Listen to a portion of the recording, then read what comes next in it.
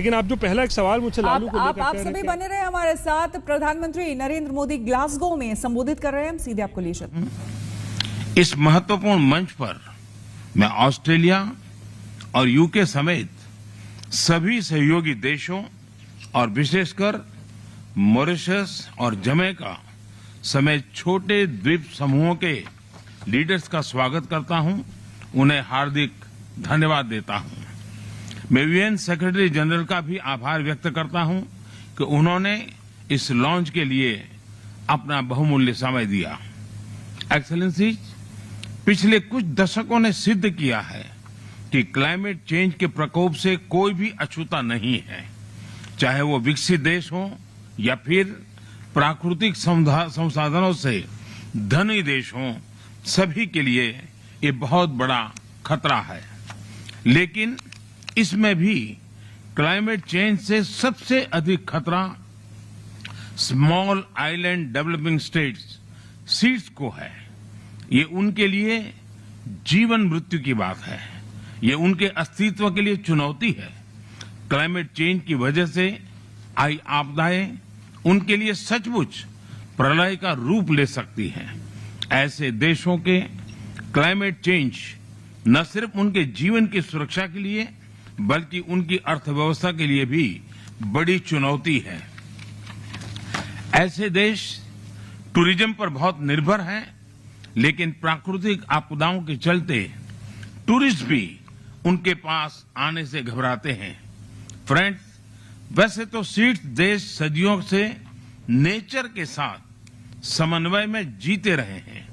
वे प्रकृति के स्वाभाविक साइकिल के साथ एडेप्ट करना जानते हैं, लेकिन पिछले कई दशकों में हुई स्वार्थपूर्ण व्यवहार की वजह से प्रकृति का जो अस्वाभाविक रूप सामने आया है, उसका परिणाम आज निर्दोष स्मॉल आइलैंड स्टेट्स झेल रहे हैं। और इसलिए मेरे लिए सीडीआरआई या आईरिस सिर्फ एक इंफ्रास्ट्रक्चर की बात नहीं है, बल्कि ये मानव कल्याण के अत्यंत संवेदनशील दायित्व का हिस्सा है। ये मानव जाति के प्रति हम सभी की कलेक्टिव जिम्मेदारी है। ये एक तरह से हमारे पापों का साझा प्रायश्चित भी है। फ्रेंड्स, सीडीआरआई किसी सेमिनार से निकली कल्पना नहीं है, बल्कि सीडीआरआई का जन्म बरसों के मंथन और अनुभव का परिणाम है। छोटे द्वीप देशों पर मंडरा रहे क्लाइमेट चेंज के खतरे को भांपते हुए भारत ने पैसिफिक आइलैंड और कैरिकॉम देशों के साथ सहयोग के लिए विशेष व्यवस्थाएं बनाई। हमने उनके नागरिकों को सोलर तकनीकों में ट्रेन किया, वहां इंफ्रास्ट्रक्चर के विकास के लिए निरंतर योगदान दिया। इस कड़ी में आज इस प्लेटफॉर्म पर मैं भारत की ओर से एक और नई पहल की घोषणा कर रहा हूं। भारत की स्पेस एजेंसी इसरो सीड्स के लिए एक स्पेशल डेटा विंडो को निर्माण करेगी।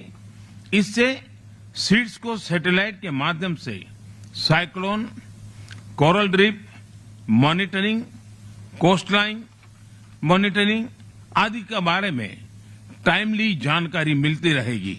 फ्रेंड्स, आईरिस के साकार करने में सीडीआरआई और सीड्स दोनों ने मिलकर काम किया है। यह को क्रिएशन और को बेनिफिट्स का अच्छा उदाहरण है। इसलिए मैं आज आईरिस के लॉन्च को बहुत अहम मानता हूं। आईरिस के माध्यम से सीड्स को टेक्नोलॉजी, फाइनेंस, जरूरी जानकारी तेजी से मोबिलाइज करने में आसानी होगी।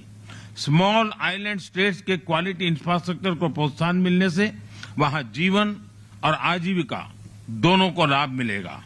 मैंने पहले भी कहा है कि दुनिया इन देशों को कम जनसंख्या वाले स्मॉल आइलैंड के रूप में देखती है, लेकिन मैं इन देशों को बड़े सामर्थ्य वाले लार्ज ओशन स्टेट्स के रूप में देखता हूं। जैसे समुद्र से निकले मोतियों की माला सबकी शोभा बढ़ाती है, वैसे ही समुद्र से घिरे सीड्स विश्व की भी शोभा बढ़ाते हैं। मैं आपको विश्वास दिलाता हूं कि भारत इस नई परियोजना को पूरा सहयोग देगा और इसकी सफलता के लिए सीडीआरआई अन्य पार्टनर देशों और संयुक्त राष्ट्र के साथ मिलकर काम करेगा। सीडीआरआई और सभी छोटे द्वीप समूहों को इस नई पहल के लिए फिर से बधाई और शुभकामनाएं। बहुत बहुत धन्यवाद। तो ग्लासगो में प्रधानमंत्री नरेंद्र मोदी का संबोधन, जिसमें जलवायु परिवर्तन के खतरे पर वो बोल रहे थे। उन्होंने कहा कि इससे कोई भी अछूता नहीं रहा है। प्राकृतिक आपदा से टूरिस्ट भी आने से कतराते हैं। ये एक बहुत बड़ी बात है। जलवायु परिवर्तन से बड़ा खतरा है। छोटे देशों में प्राकृतिक आपदा से बड़ी बर्बादी हुई है। जलवायु परिवर्तन के खतरे कोई भी इससे अछूता नहीं रहा है। स्वार्थपूर्ण व्यवहार की आवश्यकता है। लेकिन इसमें भी क्लाइमेट चेंज से सबसे अधिक खतरा small island developing states seeds को है। ये उनके लिए जीवन मृत्यु की बात है। ये उनके अस्तित्व के लिए चुनौती है। क्लाइमेट चेंज की वजह से आई आपदाएं उनके लिए सचमुच प्रलय का रूप ले सकती हैं। ऐसे देशों के क्लाइमेट चेंज न सिर्फ उनके जीवन की सुरक्षा के लिए बल्कि उनकी अर्थव्यवस्था के लिए भी बड़ी चुनौती है। ऐसे देश टूरिज्म पर बहुत निर्भर हैं, लेकिन प्राकृतिक आपदाओं के चलते टूरिस्ट भी उनके पास आने से घबराते हैं। फ्रेंड्स, वैसे तो सीड्स देश सदियों से नेचर के साथ समन्वय में जीते रहे हैं। वे प्रकृति के स्वाभाविक साइकिल के साथ एडेप्ट करना जानते हैं, लेकिन पिछले कई दशकों में हुई स्वार्थपूर्ण व्यवहार की वजह से प्रकृति का जो अस्वाभाविक रूप सामने आया है, उसका परिणाम आज निर्दोष स्मॉल आइलैंड स्टेट्स झेल रहे हैं। और इसलिए मेरे लिए सीडीआरआई या आईरिस सिर्फ एक इंफ्रास्ट्रक्चर की बात नहीं है, बल्कि ये मानव कल्याण के अत्यंत संवेदनशील दायित्व का हिस्सा है। ये मानव जाति के प्रति हम सभी की कलेक्टिव जिम्मेदारी है। ये एक तरह से हमारे पापों का साझा प्रायश्चित भी है। फ्रेंड्स, सीडीआरआई किसी सेमिनार से निकली कल्पना नहीं है, बल्कि सीडीआरआई का जन्म बरसों के मंथन और अनुभव का परिणाम है। छोटे द्वीप देशों पर मंडरा रहे क्लाइमेट चेंज के खतरे को भांपते हुए भारत ने पैसिफिक आइलैंड और कैरिकॉम देशों के साथ सहयोग के लिए विशेष व्यवस्थाएं बनाई।